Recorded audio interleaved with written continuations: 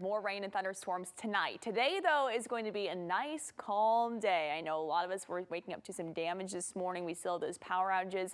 Today is going to be a good day for those cleanup efforts because we really won't see much rain or thunderstorm activity as the atmosphere is now stable. Out the door right now, taking a look at our radar, we are currently dry. A lot of us just looking at some passing clouds at the moment.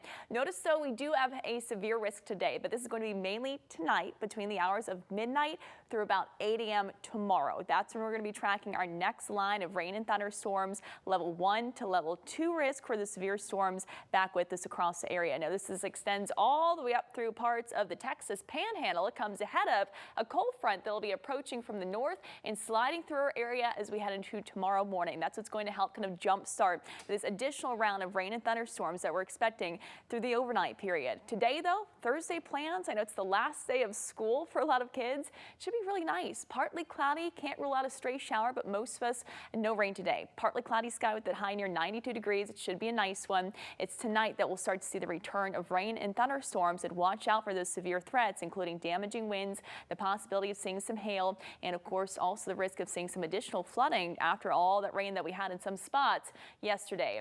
Mostly cloudy to partly cloudy to start. We'll see some sunshine by the afternoon. By around 6 o'clock, we could see some spotty showers and storms up towards the hill country, Mason, Llano, and Burnett County, but our main line won't arrive until after midnight. This is stopping the clock at 1 a.m. This will be moving in from the northwest, shifting southeast over time. So it's when many of us are asleep, that's when we'll see this line of rain and storms move on through, starting in the hill country, likely pushing across the I-35 corridor between the window of 3 a.m. to as late as 6 a.m. tomorrow morning. That will continue out across the coastal plains early tomorrow morning, and then we should be done with the rain and thunderstorms for at least Friday morning around 9 a.m. as that front starts to move through. Wind shift back to the north, and thankfully high pressure will start to build for the weekend. That's going to bring us a quieter stretch of weather ahead. So we have to get through one more round of these rain and thunderstorms before things start to calm down a little bit more and we lose that severe weather threat. A high near 92 degrees today. I'll show you the changes we can expect behind that front coming up in just a bit in your full weekend forecast.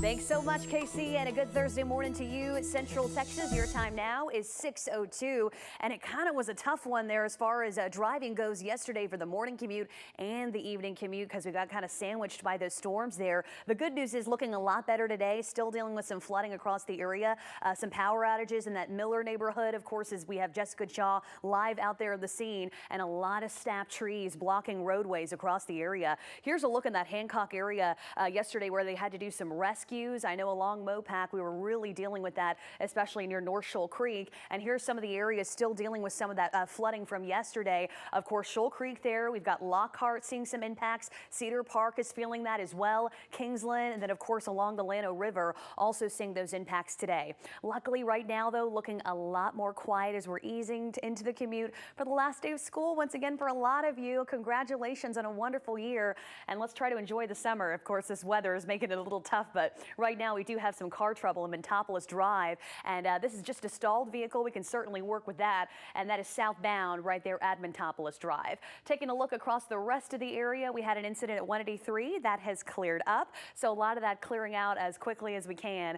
And you know, a good Texan, what we do today is we check on our neighbors. We check in and make sure everyone's doing okay as we clean up our neighborhoods together. Slowing down in Manor, Buda, and Westlake Hills, but once again, looking a whole lot better than it did last night, y'all. During the day, it's going to be pretty quiet. It's tonight, though, overnight, when many of us are asleep, that we are going to see the return of rain and thunderstorms. But thankfully, that's the last round as we head into Friday and the weekend. We've got a nice, dry, quieter stretch of weather. Saturday and Sunday, just in time for those days off. We've got just a 10% chance for a stray shower, but the good majority of us should be dry. Saturday is actually going to be a little bit cooler, back down into the upper 80s as the front moves through as we head into tomorrow morning. That's what will kick off those storms.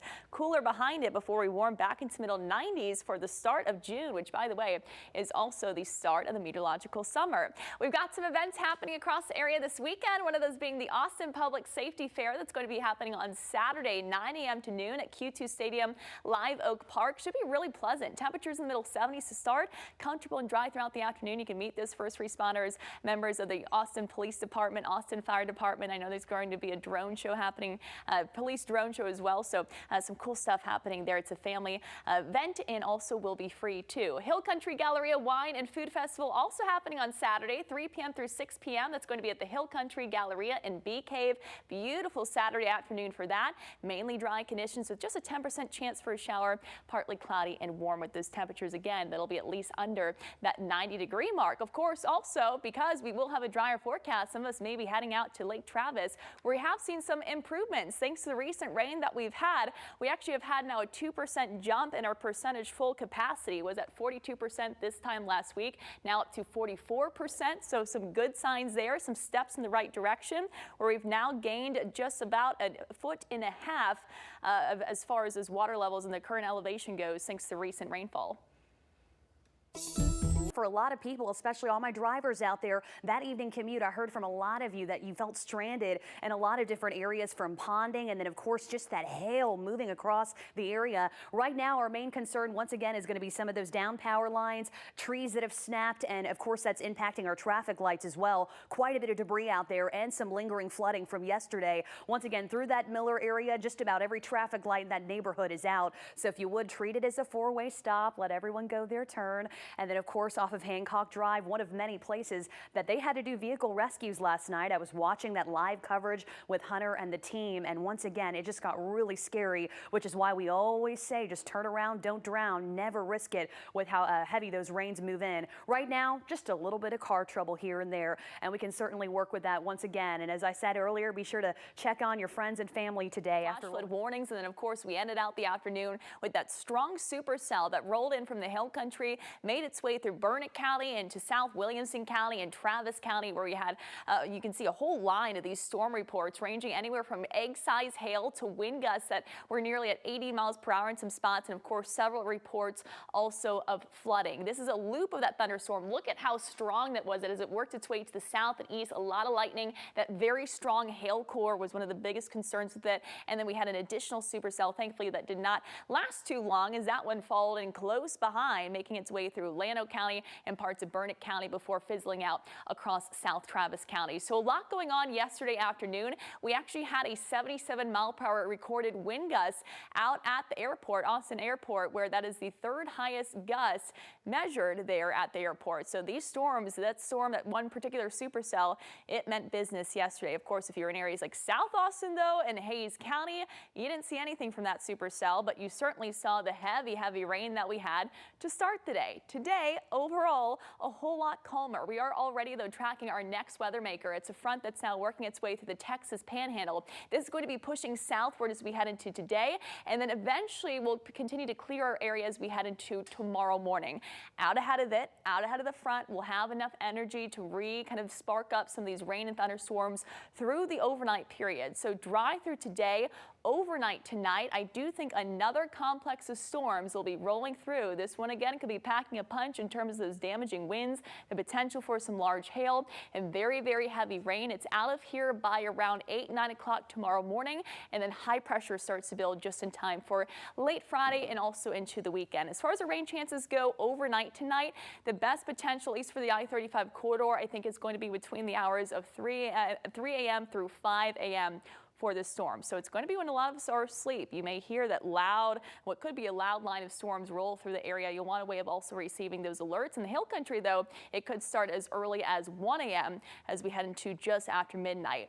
As for your Thursday, mostly dry throughout the day, maybe just a stray shower, but the good majority of us, a decent amount of sunshine. We'll be looking at quiet conditions as we take you into the afternoon. By around 6-7 o'clock dinner time, we may see a couple thunderstorms develop up towards the Hill Country, but that main complex of storms isn't expected to move in until after the midnight hour. This is stopping the clock at midnight tonight. We start to see some of the storms edge their way into areas like Mason County, Gillespie County. They'll be working their way in from west, east, and then eventually out across the I-35 corridor as we get closer to 3 a.m. Some models showing as late as 6 a.m. So we'll give it that kind of window of time, 3 a.m. to 6 a.m. I-35 corridor. We'll be looking at the return of rain and thunderstorms across the area. Again, some of which could become strong to severe before this clears out across the coastal plains, getting closer to 6 a.m. on Friday morning. And then we should be looking at this clearing our area by around 8, 9 o'clock tomorrow. Drier air filing in behind that front that pushes through, high pressure building, and then we're looking home free as we head into the weekend. Here's our severe weather threat today. Level 2 out of 5 risk for those northern zones, Mason County, Atlantic County, and Burnett County. Level 1 out of 5 risk elsewhere. Our main threat's going to be damaging winds and large hail. We'll also have to watch out for that flooding risk, especially for the areas that had flooding issues yesterday. That soil is going to be very saturated. The additional rainfall only going to aggravate that.